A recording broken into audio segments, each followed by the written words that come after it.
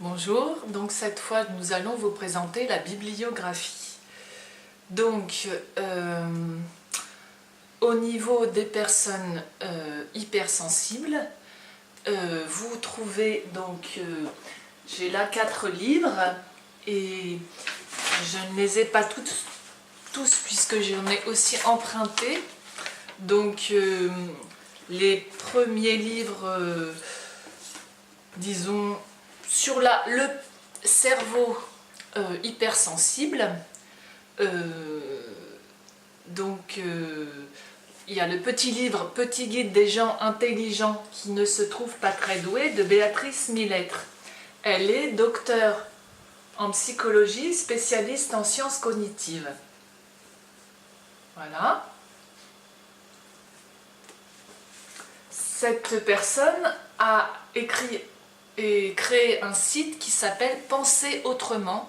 Il faut que je le rajoute dans mon écrit, on l'a déjà mis en ligne, mais on rajoutera Penser autrement, le site de Béatrice Millettre. Il y a des livres plus importants faits par des personnes assez expérimentées, anciennes, sur le sujet des adultes, disons, hypersensibles, neurodroitiers, qu'on dit parfois au potentiel et surdoués, mais justement Béatrice Millettre dit les neurodroitiers ne sont pas tous surdoués. Donc il faut faire attention au vocabulaire, mais en tout cas les descriptions sont assez communes de la nature de fonctionnement d'une personne, aussi bien au niveau intelligence intuitive, sensibilité, empathie, émotivité. Donc en fait, alors il y a Jeanne Siofachin qui a écrit Trop intelligent pour être heureux, point d'interrogation. Il y a Monique de Kermadec qui a écrit Adulte surdoué, apprendre à faire simple quand on est compliqué. Donc déjà en lisant ces 3 livres, vous pouvez vous reconnaître comme personne hypersensible ou non, avec ce profil dont je parle dans mon écrit. Ensuite, il y a aussi ce livre, qui est le livre d'une femme médecin endocrinologue, qui parle donc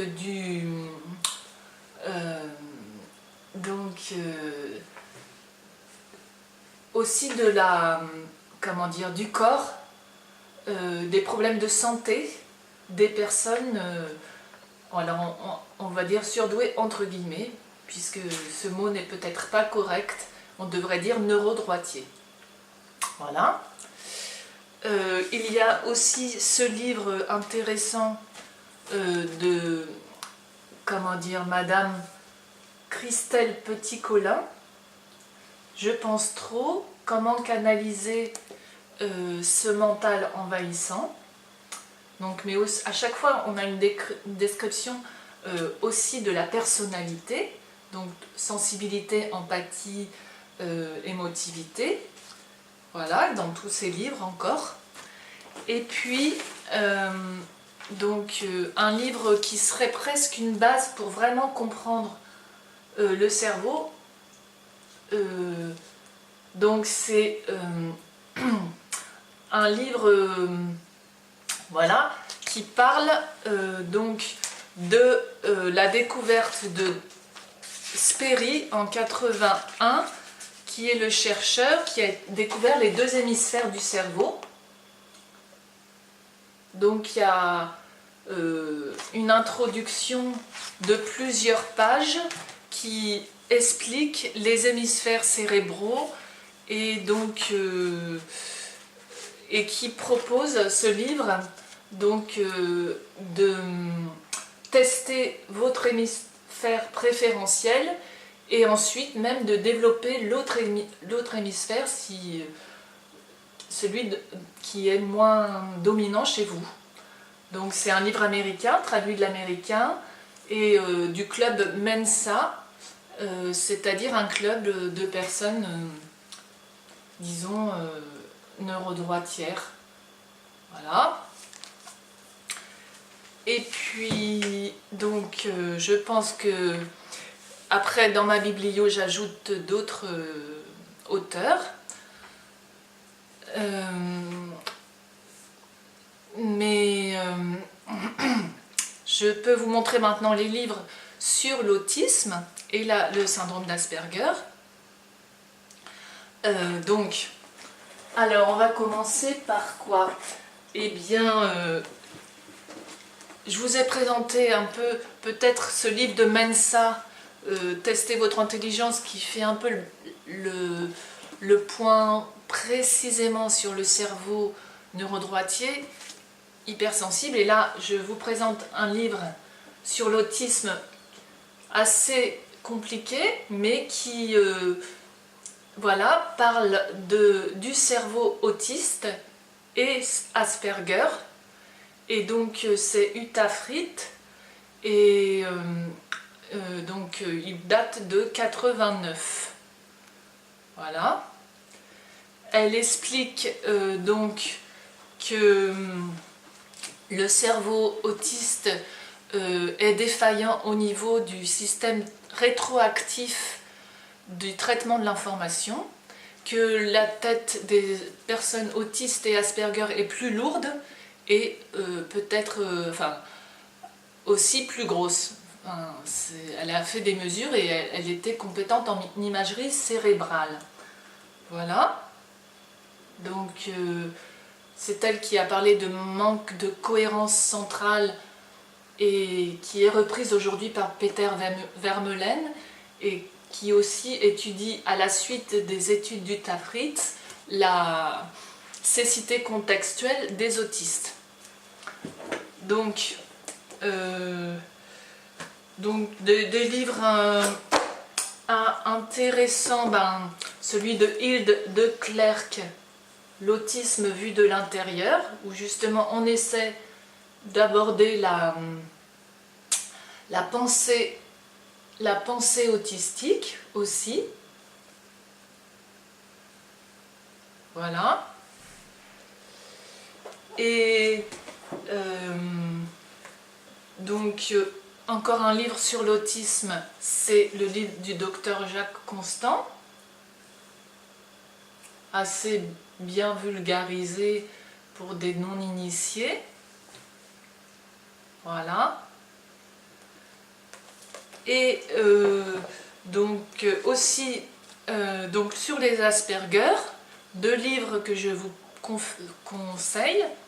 Il était une fois un Asperger devenu grand, donc écrit d'une maman. Voilà.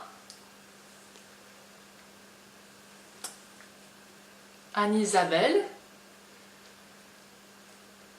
Et puis le livre de Peter Vermeulen, qui parle des Asperger ou autistes de haut niveau.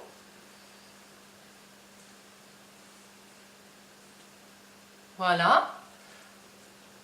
Donc vous pouvez lire aussi les livres sur l'autisme, Comment pense une personne autiste de Peter Vermeulen, peut-être avant de lire Comment pense une personne autiste de haut niveau.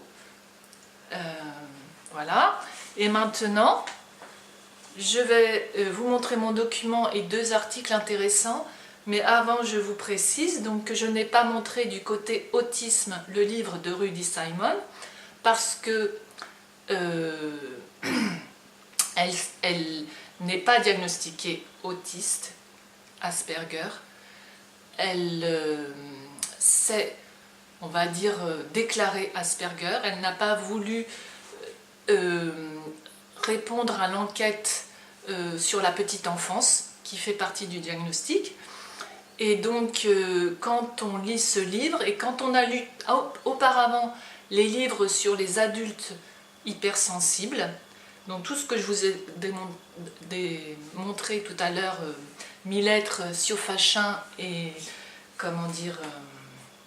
et Monique de Kernadec, on voit tout de suite que Rudy Simon est plutôt une personne hypersensible neurodroitière, avec beaucoup d'empathie, etc., etc., toutes les caractéristiques.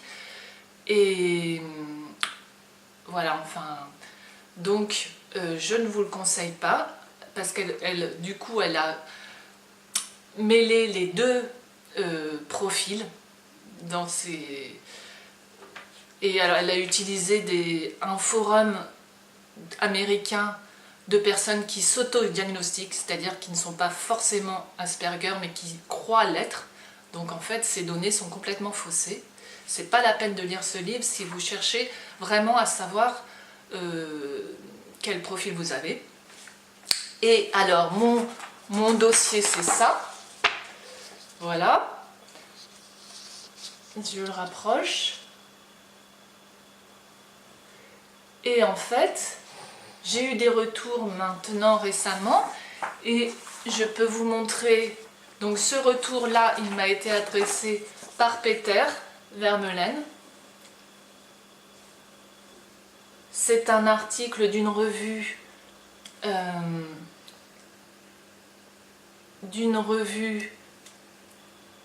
comment dire, néerlandaise, je pense, qui s'appelle Gifted Child Today. Donc il y a des revues spécialisées enfants précoces dans certains pays. En France, ça n'existe pas vraiment, je crois pas.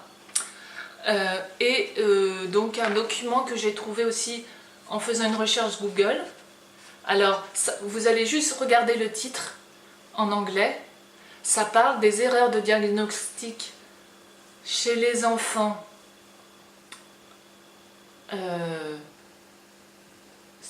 les enfants doués, et parmi ces enfants doués, il y a des erreurs de diagnostic qui sont prises pour des enfants Asperger.